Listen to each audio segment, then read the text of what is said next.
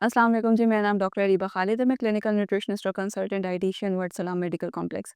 आज हम बात करेंगे स्टमक अल्सर के बारे में कि इसमें कौन-सी डाइट हमें लेनी चाहिए। अगर खुदा न ख़ास्ता किसी को स्टमक अल्सर हो गया है, तो हमें किन चीज़ों को मेंटेन करना चाहिए अपनी डाइट में, हमें कौन-सी प्रिकॉशंस देखनी चाहिए, हमें अपने लाइफ़स्टाइल को किस तरह मॉडिफ़ाई करना चाहिए और क्या चीज़ें हमें कंज़्यूम करनी चाहिए और क्या नहीं करनी चाहिए। अगर आपकी बॉडी या आपका माइंडसेट बिल्कुल भी रिलैक्स नहीं है, आपको बहुत ज़्यादा स्ट्रेस इश्यूज़ हैं, तो ये भी एक मेन कॉज़ बन सकता है स्टमक अल्सर का।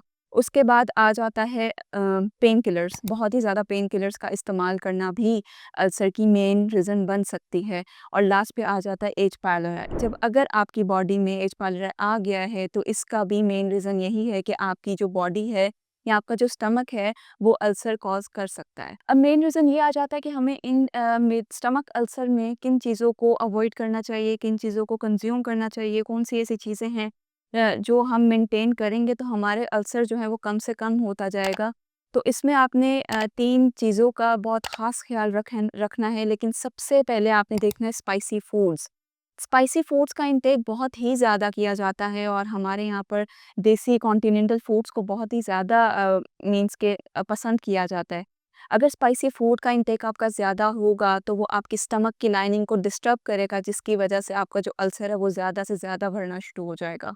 अब मैं 3 चीज़ों की बात करूँगी जो मैदे के अल्सर में आपको अवॉइड करनी चाहिए। सबसे पहले आ जाती हैं ठंडी गर्म चीज़ें, उसके बाद आ जाता है आपने छिलके वाली चीज़ों से परहेज़ करना है और उसके बाद आ जाता है कि आपने अपनी रूटीन में फ़ास्ट फूड, स्पाइसी फूड्स को अवॉइड करना है और ऐसी चीज़ों को अवॉइड करना है जो आपकी मैदे की तेज़ाबियत को बहुत ज़्यादा डिस्टर्ब करें। ऐसी ब्रेड जिस पर चोकर लगा हुआ होता है या चोकर का आटा, उसके बाद बहुत से ऐसे क्लाइंट्स होते हैं जो सेब भी छिलके के साथ इस्तेमाल करते हैं, उसके बाद बादाम भी छिलके के साथ इस्तेमाल करते हैं, अखरोट भी छिलके के साथ इस्तेमाल करते हैं।